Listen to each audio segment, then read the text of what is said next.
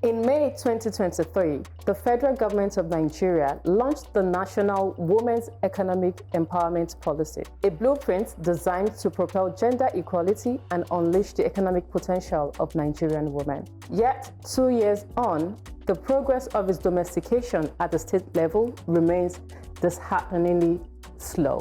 Lagos and Kwara states have adopted this transformative framework, while Kano and Kaduna have initiated the process. More than 30 states have yet to take decisive action. The WE policy is not just a document, it is a comprehensive framework designed to address and dismantle gender disparities with the following core objectives.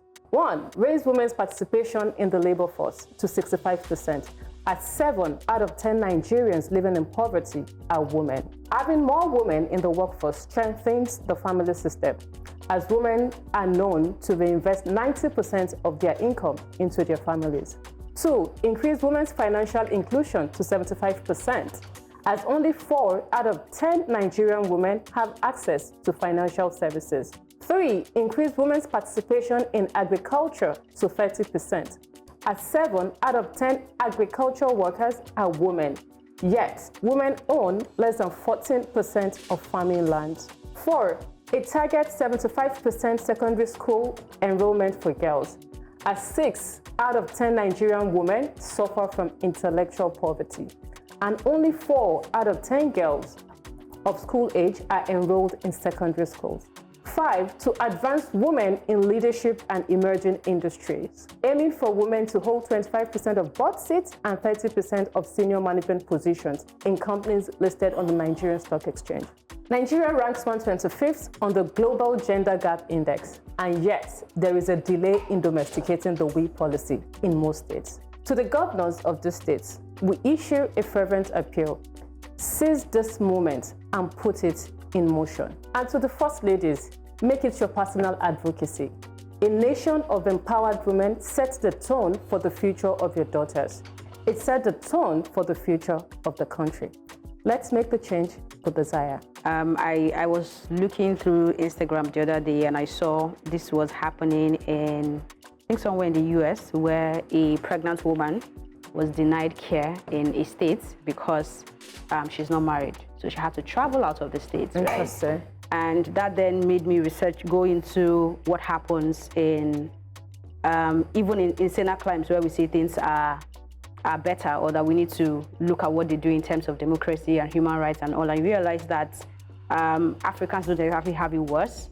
In Africa, we have produced the first woman president, right? So when we're telling these stories, it is also important to recognize the efforts that are being made to move things forward. And the progress. In Africa and in Nigeria, right? But all this that has been listed is very spot on. We need more representation. I think the area or the place right now in this country that worries me the most is the National Assembly and what is happening there, right? Not going into details, but at least we know what the ratio is. And even with that ratio, we know how powerful their voice can be or cannot be. So, like I said, everything you said is spot on. I hope that those who are in power are listening and they can begin to apply these flaws and suggestions, like you call them, and see how we move forward and become better from there. Thank you, Elsie. And Dave? Yeah, thanks so much. I think it's very interesting.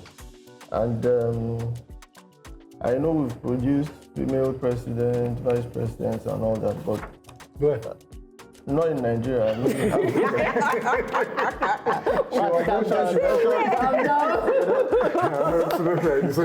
that in Africa, but I don't want us to get carried away by those, right? So there are pockets of women. Some women can stand out, maybe based on some advantages they had, not because a critical mass of women have been empowered and they've now decided that, okay, a woman needs to have this role. And I think that is why this policy is in place. It goes beyond... Level the playing ground. Yeah, it goes beyond the flashes of brilliance and opportunity to a systemic empowerment of women.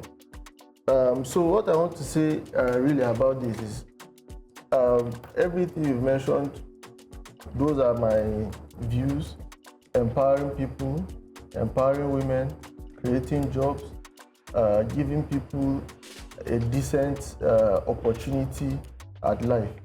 I mean, so part of what we need to be doing as a nation is strategic planning. When you have a policy in place, okay, how many women do you want to give this by this time? You know, beyond the strategic, after the strategic plan, we need to also break down into the operational plan. And who is going to implement this, when, how, so that we hold people accountable. But you see, we don't do a lot of planning, and it said when you fail to plan.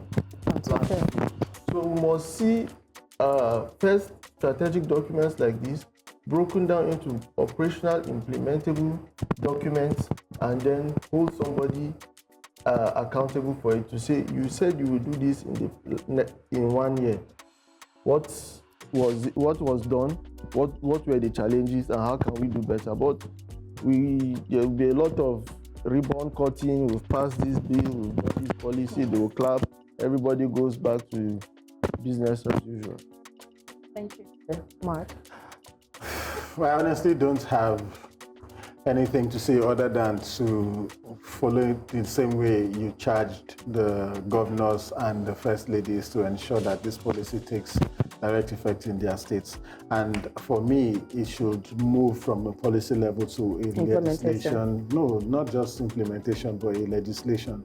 And because at that point, then it can bite, as opposed to leaving it at the discretion of the policymaker to choose how and how not. So implement it, and also ensure that it becomes a legal and binding document that every other government or governor that comes into power can use, as opposed to setting it aside. So well done.